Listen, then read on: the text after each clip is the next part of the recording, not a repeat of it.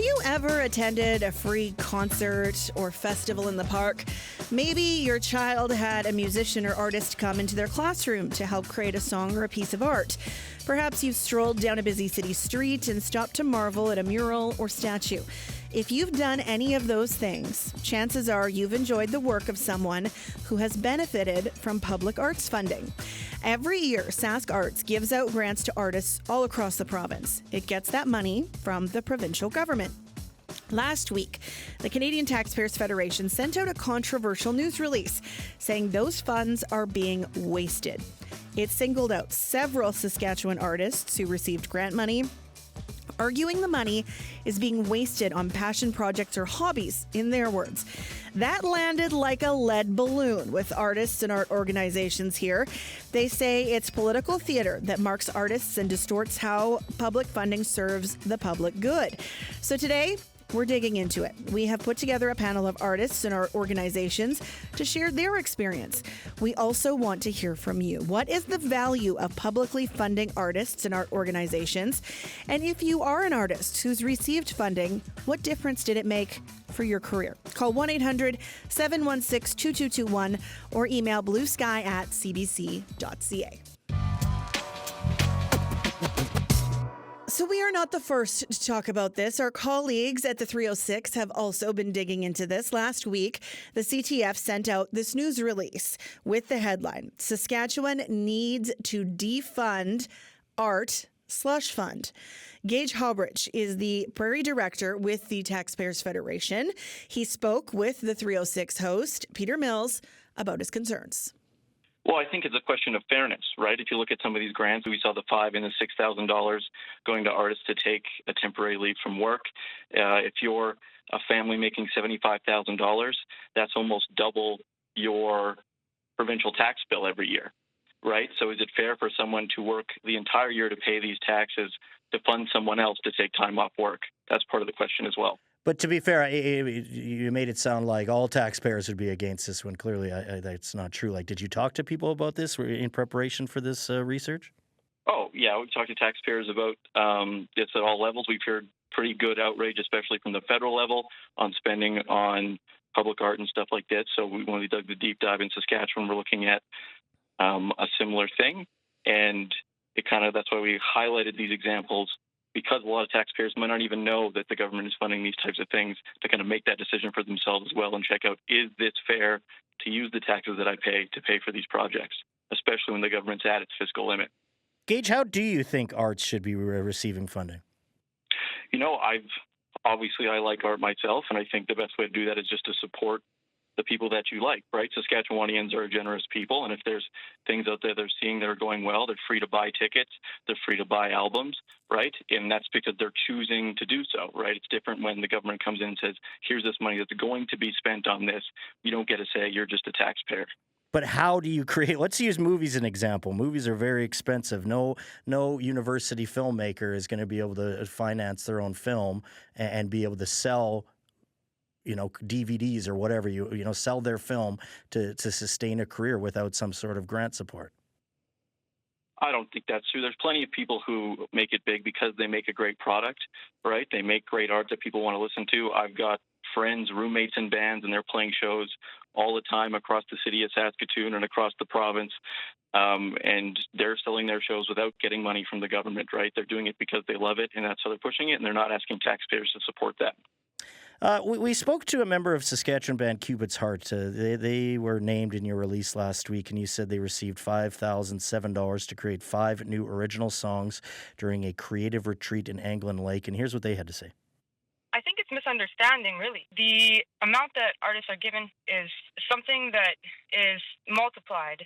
The grant money that we received went straight back into the Saskatchewan economy and also has allowed us to do a lot more. As artists, we're constantly working quite hard to create events for the community, and these events have bigger ripples than maybe just what is thought about initially. As an independent artist, we are these smaller entities, let's say, and when you are criticized by someone like the Canadian Taxpayers Federation, quite an official beautiful sounding name with a lot of authority and weight.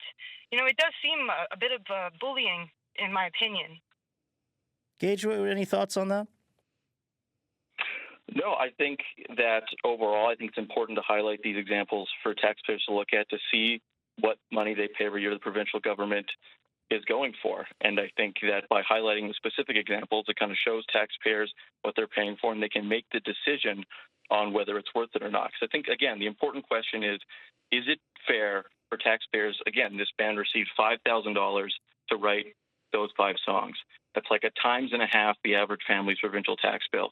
Is it fair for an entire family to have their entire provincial tax bill go to this band to write those songs? I think that's an important question, and I think that's what taxpayers need to know, and why we're highlighting these important examples. That is an interesting slippery slope if taxpayers got to pick and choose exactly what their taxpayer dollars went to. That was the 306 host Peter Mills speaking with Gage Halbridge from the Taxpayers Federation. Peter also spoke with M. Ironstar. She's the Saskatchewan Arts with the Saskatchewan Arts Alliance. It's an art advocacy group in the province. Here's part of what she had to say. We know as an arts sector and as the Arts Alliance that, public funding to the arts is so important because it ensures that everyone, not just, wealthy folks or people in urban centers, have access to creativity, culture, and community. Like libraries and parks and schools. The arts are a part of a public good, and they strengthen, education, mental health, reconciliation, economy. There's just so many things that the arts bring to our province that is made possible through public funding like that provided by SaskArts. Arts and culture benefit education, mental health, economic development, tourism, and community identity. Not every public investment is measured by ticket sales or YouTube views. Just like we fund parks and libraries, recreation, arts funding ensures equitable access and opportunity across our province, including rural and remote areas. I think the other thing to note is that SaskArts granting process is arm's length and peer reviewed. And this means that artists and experts, not just kind of anybody, is reviewing the applications based on merit, impact, and feasibility. SaskArts isn't, issuing blank checks. These are carefully reviewed with trackable outcomes and reporting, and they result in jobs being created, work produced, and audiences reached. That was part of a conversation between M. Ironstar from the Saskatchewan Arts Alliance and the 306 host, Peter Mills. Okay, let's get into it. Our guests today are eagerly waiting to weigh in on this topic. They all bring different experience working within arts in Saskatchewan. Marion Donnelly is the CEO and founder of Creative City Centre in Regina. She's been working in the arts for nearly 5 decades. She's on the line now. Hi, Marion. Hi. Eliza Doyle is a musician and songwriter. She's also co-founder and the managing director for the Community Arts Mentorship Program. She is with me in our Regina studio. Hi. Hey, everybody. Lindsay Knight is a musician who performs under the name Equal. She's also a current PhD candidate at the University of Saskatchewan, focusing on gender in music. Lindsay has worked previously as a program consultant at SaskArts, where she had a front row seat to how money is distributed. She is in our Saskatoon studio. Hi. Hey. And joining her in Saskatoon is Lenore Meyer. She is the executive director of the Broadway Theatre and currently a festival director of the Salt Shaker Music Festival at Manitou Beach. She also is a musician and plays in the band The Garys. Welcome back to Blue Sky. Hello. You've all been listening in to that interview with the Taxpayer Federation. Who wants to go first? Put up your hand. Who has the strongest feelings? I think all of our feelings are very strong when it comes to this guy. Okay, Marion, you can go first, and then Lenore will go to you.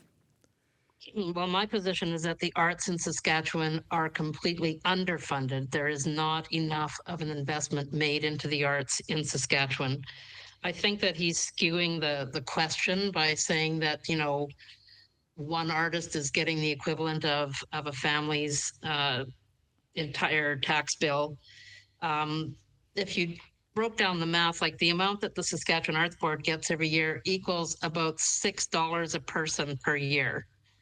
And I think that people in Saskatchewan would gladly invest more than $6 per year to supporting the arts in the province. The arts are so important. I mean, never mind the benefit to the individual artists through the career opportunities that it provides. I don't want to live in a world where there is no art. I don't want to live in a world where we don't have music, where we don't have visual art, where we don't have festivals, where we don't have museums or galleries. I don't want to live in a province that doesn't support the arts. Lenore? Yeah, I agree completely. I think that as somebody who is both an artist and an arts administrator, I'm in a sort of at a crux where I can often see, and I'm part of like the administration of providing artist fees to artists from Sask Arts as an administrator. And I think that a lot of artists in Saskatchewan might not even be aware of the fact that they've benefited from Sask Arts funding, because if you've played at a festival in Saskatchewan, or if you've played at an arts-funded venue, or if you've had an art show, or if you've submitted a film to the One Take Super 8 event, the list goes on, and you got paid for that, it's very likely that some or all that money came from Sask Arts. So I think that if you pull that money away, what happens is, just like the film industry, for example, what happens is that industry goes away as well, and people in those industries also go away. And so if we did actually eliminate this funding, as Gabe is suggesting, what happens is all the festivals are going to go away too, and the administrators, like some folks in this call, and the artists are also going to find their quality of life elsewhere. So I think that what this really is suggesting we do is pull the plug on arts and culture, and that's just a very harmful suggestion to be making for the health and well-being of everybody who lives in the province. When you say it like that, it makes me think of the movie Inside Out, and just like joy just doesn't exist anymore. Right. That's just so. Lenore, as someone who's an administrator, I'll get to the other two of you in a second, but I'm just curious. One argument might be made for sponsorships. Do sponsorships compare to arts funding? How does that play a role in that? Well, I think sponsorships are also very important for nonprofit arts organizations, and oftentimes it's really revenue sources and things that sustain these types of organizations are you have to diversify, and so you're basically getting sponsorships and grants from all kinds of different places, and sponsorships themselves are also at an incredible sort of like low time. So anybody who works in arts and culture right now, especially in Saskatchewan, will know that seeking out sponsorships and being successful in that has never been more difficult since the pandemic. Mm-hmm. Eliza, how did you feel when you heard when you saw the headline from the CTF? Well, I always try to look at things and not react too strongly, because obviously Good for you. well, thank you. That's a talent and a skill. It is a challenge, because obviously I've benefited immensely from it. You know, I am a recipient of professional arts development grants that allowed me to go down to Nashville, allowed me to record albums, it allowed me to develop as an artist. You know, it allowed me to develop the skills to now I'm running, an arts organization, community arts mentorship program. So all of the investment, I'd like to say that the Sask Arts has given really developed strong leaders like ourselves.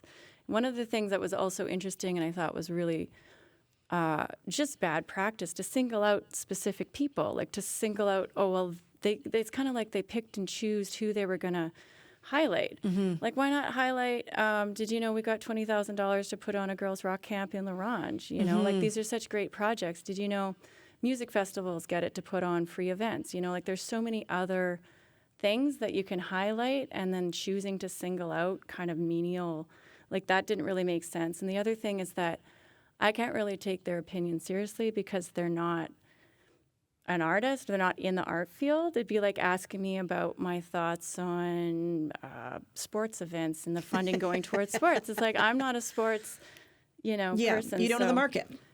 Exactly. So I can't really take his opinion seriously because he's not in the arts sector. And one other thing that I thought was negligible coming from the Taxpayer Federation people is all of the money that arts generates. Like, we're all like, we want Taylor Swift to come to our city because when there's an arts event, people flock to it. You know, all summer, all of these small festivals like Nets Creek, all of the festivals that go on generate money for the province.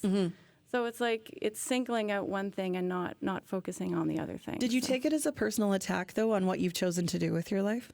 Well, yes, that's why I was taking a step back, because I'm a direct, like the whole organization. What's your career? It is my career, you know, and there's viable careers in the arts, and the fact that Saskatchewan does support arts to the extent that they can has really developed, I think, developed me as a person to be able to give back to arts programming in the province. Okay, Lindsay, do you prefer I call you Lindsay, or would you prefer me to call you Equal? What do you prefer? Lindsay's fine. Okay. Yeah. So you have been through, you've seen the grant process. Eliza was talking about free concerts. When I saw you last, it was on the folk festival stage with Shad and a bunch of other, it was incredible. It was such a fun afternoon. We know that some of that funding came from Sask Arts. So you've been on both sides of it. What was your reaction to the news? Well, you know, not to repeat what my colleagues have said, but just thinking about when I'd first read it, I actually appreciate it, because his hot take allows us to open this space, because we do need to talk about, we need to have the space in place to talk about arts and artistic process and creative process, and how important and embedded it actually is in all of our sectors. And so this allows us, and thank you, CBC, for giving us this space and opportunity to talk about, to speak our side. So thanks, Gabe, for opening this up. And we need this dialogue. And yes, the funding is so minimal, so minimal. When I'm sitting, remembering being an arts program consultant, the amount of people that apply compared to the amount that get funded, I don't have the math right in front of me, but it's very, very small. It's less than 10%. So in actuality, what Gabe is referring to is that, you know, anyone can just take time off work and apply and get money to just do whatever at the taxpayer's expense. No, these are specific people that have went through this rigorous application process that most give up on halfway through, and then into an adjudication process that takes a few months sometimes, and then, you know, being told that there's not enough funding to do some meaningful project that is somebody's livelihood and experience. So yeah, so that's sort of my first take on it. Okay. I want to go to the phones, because we do want to hear from those of you listening as well, whether you have benefited from some of these grants, or maybe you've, you know, benefited as a viewer, an audience member, or a peruser of art. The number to call, 1-800-716-2221, or send us an email, bluesky@cbc.ca. Christine is on the line in Regina. Christine, go ahead. Hi there. Can you hear me? Yep, go ahead. Yeah. Okay. Hey, thank you. I wanted to also thank CBC for making space, and echo Lindsay's mentioning that having this opportunity to open the space for this conversation is so important. So I just wanted to give some personal stories about some of the funding that I've received from SK Arts over the years. One of the things that I did for almost a decade, partially funded by SK Arts, is I was an artist in residence in many seniors' homes around Regina and also rural. I did artist projects, legacy projects with our elders and seniors, people that are that have lost their agency, they've lost their home, they're feeling invisible, they're feeling forgotten and unseen, and we would go in with arts programming and invite them to make memory-based projects, and their families would come in and work with them. And that's not, that's preserving history, that's improving mental health, it's reconnecting families. It's history work and healing work through the arts. Very, very valuable. And people would say things like, I didn't even realize I was still here until this project, because I feel so forgotten. Another thing that I've done is artist in residence in high schools for deaf and hard of hearing students. This is partially funded through SK Arts as well. And a lot of the youth in Saskatchewan who are deaf, they get to high school and they have like third grade or lower reading levels. So I did arts programming with them along with their teachers, and we used theater, painting, filmmaking, all these different approaches to work with the students to become aware of themselves and the world, and their reading levels actually jumped like several levels after arts programming, and these youth gained voice and direction and went on to, like some of them are barbers and cooks, and they're working in the world where they wouldn't have had that opportunity if we wouldn't have been able to get their reading levels up. So the programming changed lives. Christine, when it comes to going into a school, how would you have been paid for that if not for the arts? When you look at a time where education funding is stretched real thin, class sizes are large, there's not enough classrooms, how would you have been expected to just volunteer?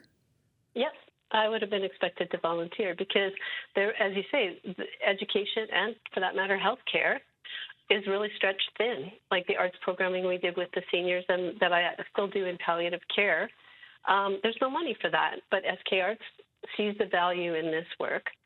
And so that's, it's not a hobby.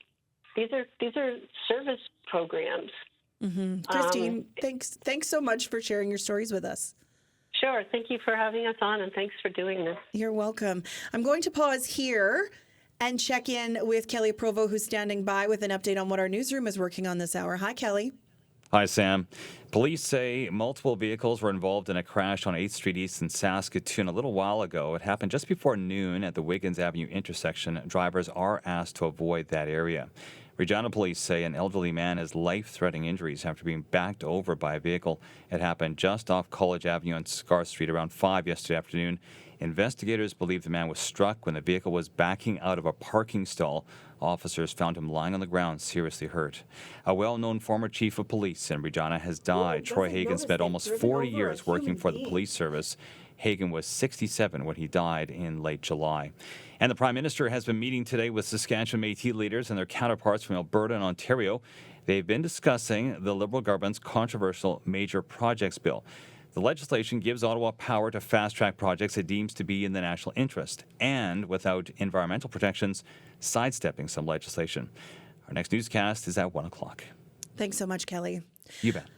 I'm Sam McKaig. Today we are talking about the value of arts and arts organizations in Saskatchewan after the Canadian Taxpayers Federation put out a news release last week essentially saying that the funding provided through the government is sort of a slush fund and wants to see it defunded, and gave a number of examples.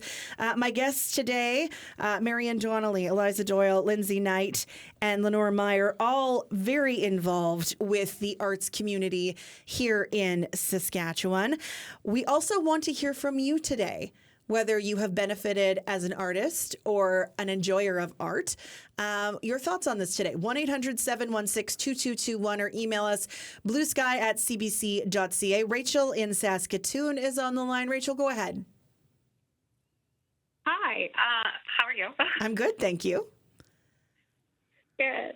I've just been getting more riled up listening to this as it continues. But yeah, thank you so much for having us and letting so many of us speak to our experiences with art and how important funding is. So tell me about I understand you're an independent theater artist. I am, and I'm a pretty new independent theater artist. I just graduated in 2022 from the University of Regina, and one of the first things I heard when I was in university was you cannot make art in Saskatchewan, so leave. And there were many people who were in the program before me who would do their schooling here and then go to Toronto or Vancouver, and it has kind of changed. But I feel like there's still that kind of idea that you can't make art here. And there was a lot of us in my class and people who've come since, and even people before me who were that's not how it should be. People are still going to always be able to make art no matter where they are, but you want to live somewhere that fosters it. And so I think there's a large amount of people here that are trying to foster that arts community and make it so it's that people don't feel like they have to leave their home province. Like, I grew up in Swift Current. I am from I went to the same high school that the author of the article went to. And I was just appalled when I read it, because especially in our high school, we had such a thriving drama department and music department. And the amount of people who have come from that high school who are still active musicians, visual artists, theater artists like myself is like, it's incredible to see all that come from one high school. But like, since like I finished my university degree in the pandemic, and there were not a lot of theater jobs, and it was honestly because of some funding I got from Sask Arts, that there were like projects I was a part of that could go forward. I got my first professional playwriting gig in the pandemic, right when I was still in school, and I couldn't take time off of work, and so I was able to get a micro grant from Sask Arts to go up to see that I was living in Regina. The show was in Saskatoon, so they helped me pay to stay in Saskatoon so I could be a part of my first professional playwriting gig. And it's just like experiences like that that you just without that funding, you just wouldn't get it. You wouldn't be able to do it. Well, Rachel, I don't know. Oh, sorry. No, go ahead. What were you going to say? No, I was just going to say there's so many countless. I've been a part of so many things that have directly been funded by Sask Arts, like TikTok 10 Festival, the Regina International Fringe Festival, the Saskatoon Fringe Festival. I'm currently a part of On Cue Performance Hub in Regina. Like, it's just everything arts in this province is touched by Sask Arts, and it's so important. Mm-hmm. Mm-hmm. Thank you so much for sharing that with us, Rachel. Thank you. Marion, we live in a world where people complain that things are expensive. Concert tickets are expensive. Festivals are expensive. Going to a museum in some cases can be expensive. How much more expensive would they be if the funding didn't exist? Well, I mean, the funding that we get from Sask Arts and other funding agencies are what enable us to provide those services or those performances or events, keeping tickets affordable. I mean, I can't imagine how much more expensive they would be if we did not have the support that we do. But I mean, like, to be clear, Sask Arts, the grant that we get, the annual operating grant that we get from Sask Arts is only about 3% of our total budget because it is so small. Like, you know, most organizations in the province are grossly underfunded. And we need to be advocating. If anything good came out of this Canadian taxpayers shining the light on this, I would hope that it would be that people feel so annoyed by what this guy's saying that they start writing letters to their MLAs and to the premier and to the mayors of their communities and even to their member of parliament to ask for an increase in funding to the arts so that we can keep things affordable. I mean, these are not grants. These are investments. They're investments in people. They're investments in our community. They're investments in the culture that we feel so strongly about. Canadian culture. You know, we're not Americans. We're Canadians. We want to be telling Canadian stories. Me personally, I hardly listen to any artists, any music that is not made in Canada. And I know that most of those artists that I listen to, they've gotten financial support to make those records. And I just think it's so important that we change the mindset. These are not grants, they're not handouts, they're investments. And artists and arts organizations are not just like hobbyists. You know, we are service providers, we are employers, we're contributing to the economy in a huge way. And yeah, I don't know. No, I don't know if I answered the question. You did. You did. I think it's okay. Lenore, one of the things that the CTF singled out was no views on like YouTube. As both a musician and as an administrator, if you're not looking at views or downloads, how do you determine success? Well, I think that if we really want to understand the impact of arts and culture in Saskatchewan, there needs to be an introduction of the concept of qualitative versus quantitative data. And I think that could be really helpful for the Canadian Taxpayers Bureau Federation to understand. Because if you measure everything in views or clicks or the amounts of people who, posted a video or those types of check the box type of data, it's really missing a lot of all of the other stuff that like the folks calling in are speaking to.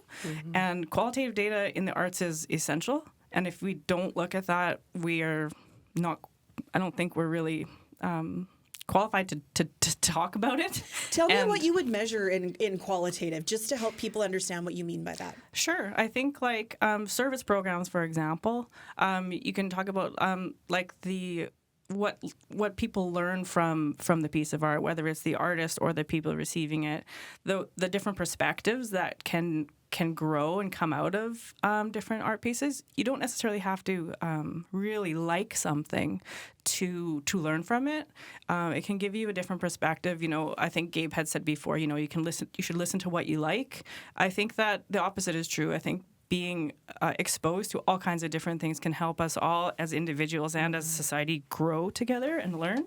And so I think that, you could look at in the band I play in, for example, we have a couple YouTube videos that have a couple 100,000 views, but we also have a couple that have like 7 or 8. and you can pick whichever one you want and you can skew the argument however you prefer to.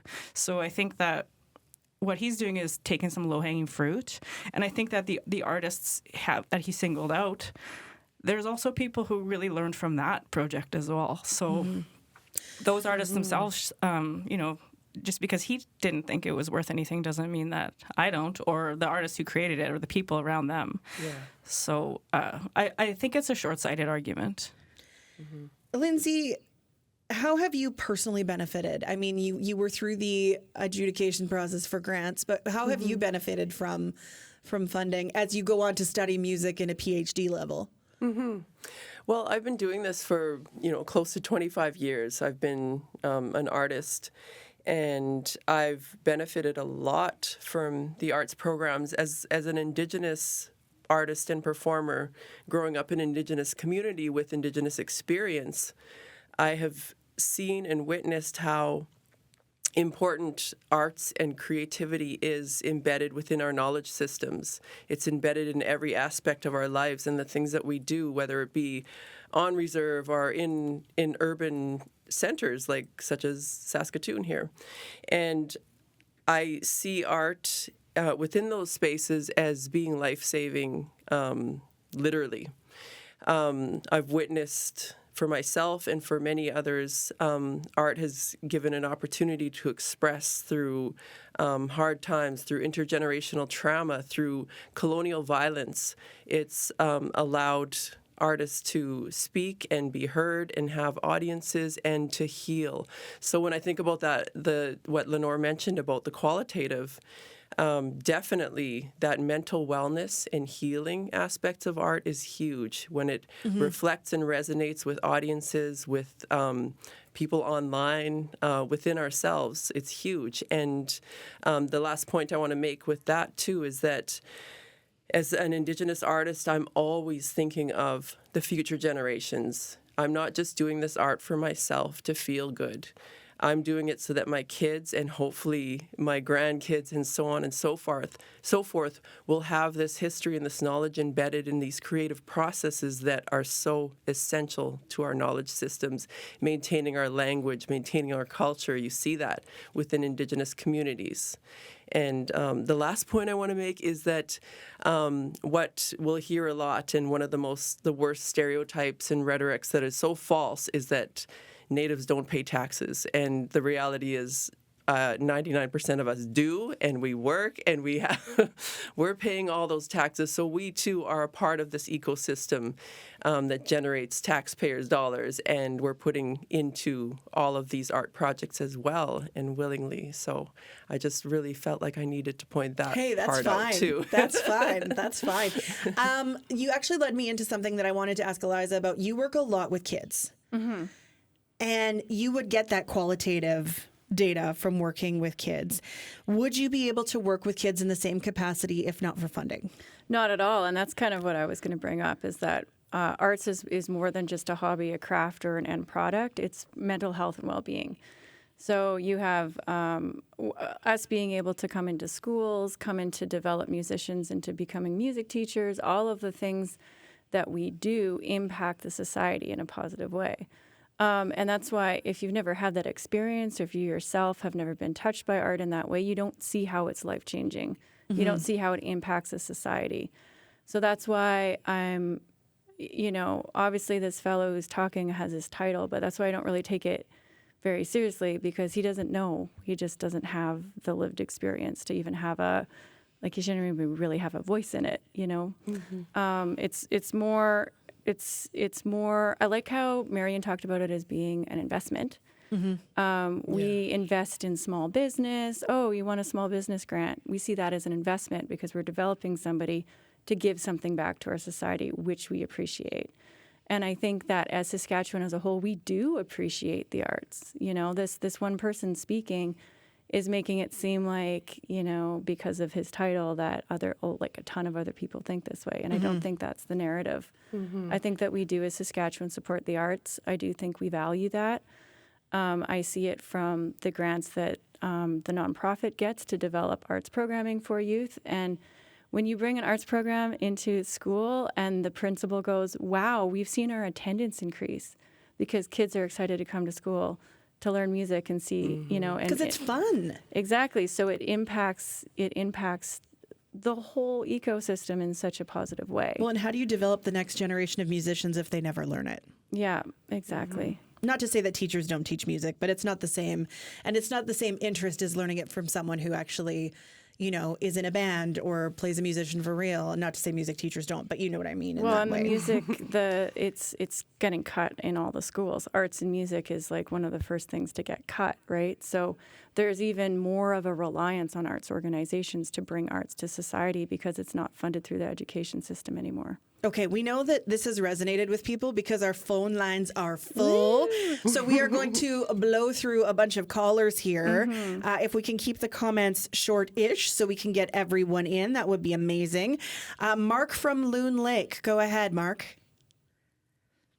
Hi there. Yeah, so I run Dog Patch Music Festival just west of Loon Lake, and what this guy said is absolutely ridiculous because any little slivers that we get to help fund these projects, they literally keep the arts alive. It's people within the government that are responsible for overspending, not the arts community. So it really infuriates me to believe that there's people that think we're overspending when in reality, like for Dog Patch, I sold my family farm in order to build this thing because there wasn't enough funding. So if anything, we're underfunded.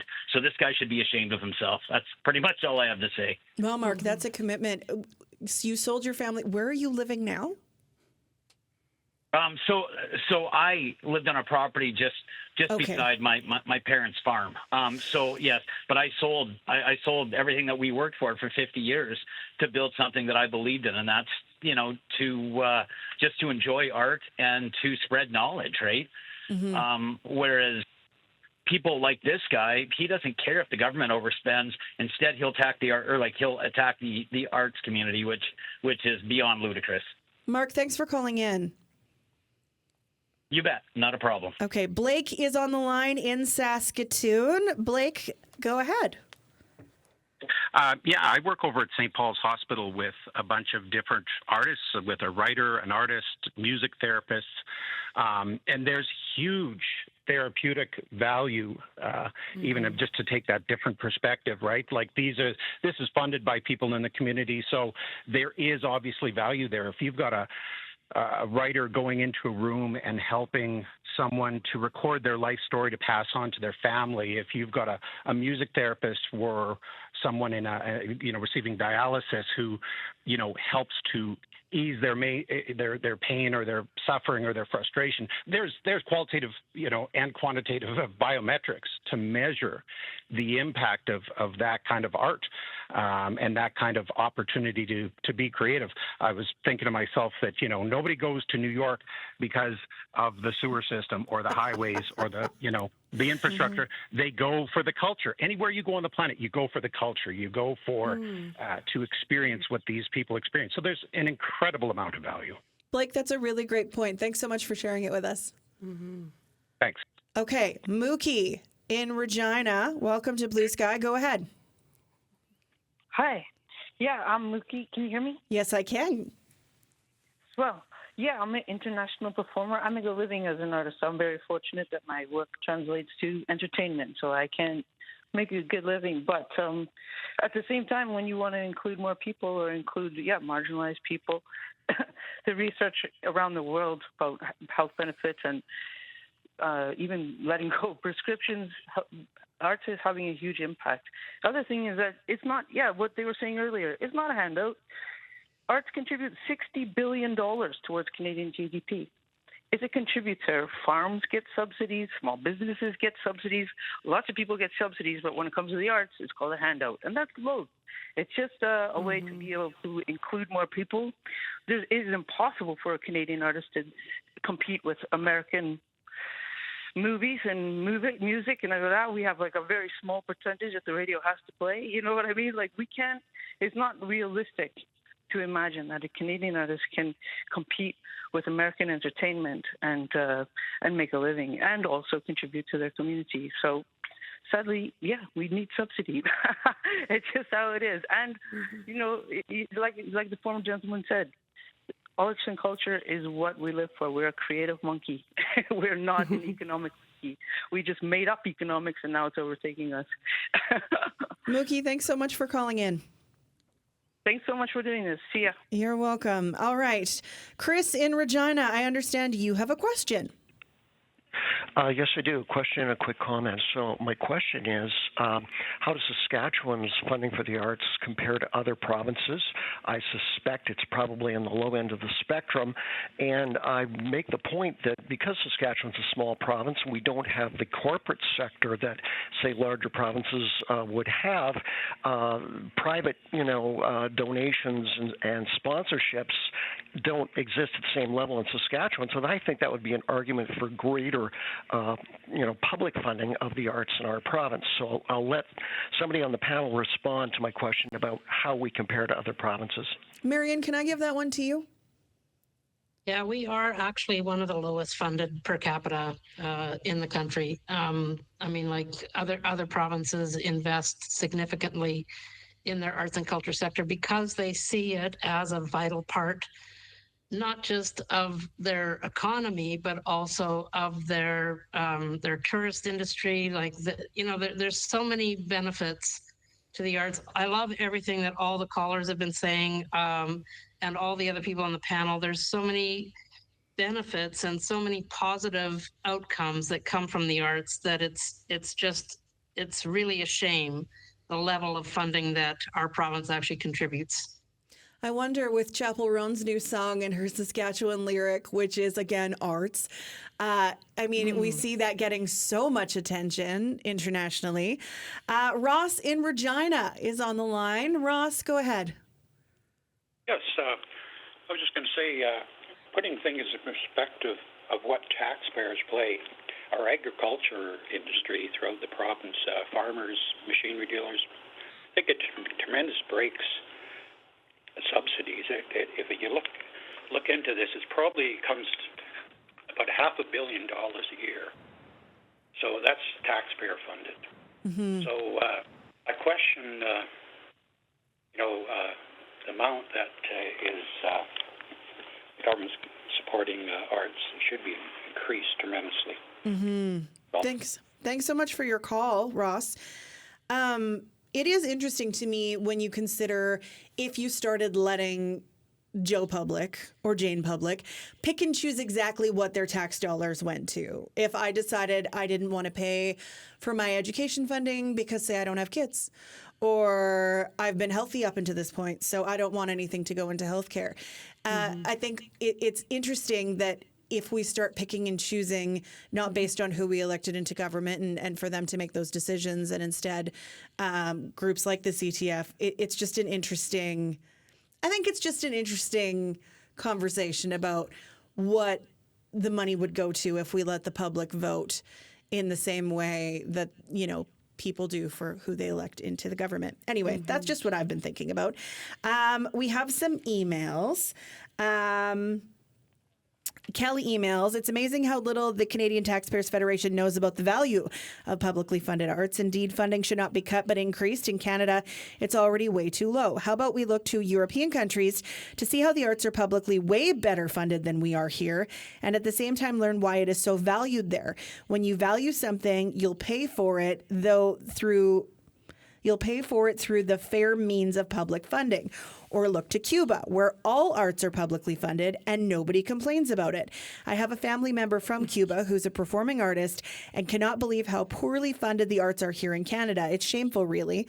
Thanks for doing this topic. And Corey emails, consider the value equals money spent is not a true equation for the measure of quality of life for anyone, and that includes the Taxpayers Organization. The books we read, the dishes off which we eat, the music we choose to hear, the color and texture of our clothes, the visuals we admire, and the individual curiosity expressed by every and any person. That is art within our lives as citizens.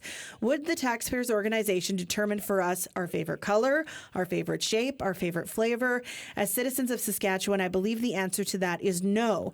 Investment in the arts is essential to ensure we continue to support the individuals who create the extraordinary tapestry that is Saskatchewan. That is a wonderfully put email, Corey. I'm going to give, we've got about 2 minutes left, so I'm going to give you like 30 seconds each on final thoughts. Marians, I'll start with you. I just encourage people to write your member of parliament, write your local MLA, tell them that the arts matter to you, that you value the arts in your community, and that you want to see an increase in funding to the arts in general. Just write those letters, write those emails. Eliza? I was just thinking about the international, like in Europe, it's a position you can actually apply for, like a police officer, nurse, like all of these things. It's actually a position where you're like an artist and you're paid professionally to do that job. So yeah, I love to look at it in terms of an investment and not a handout.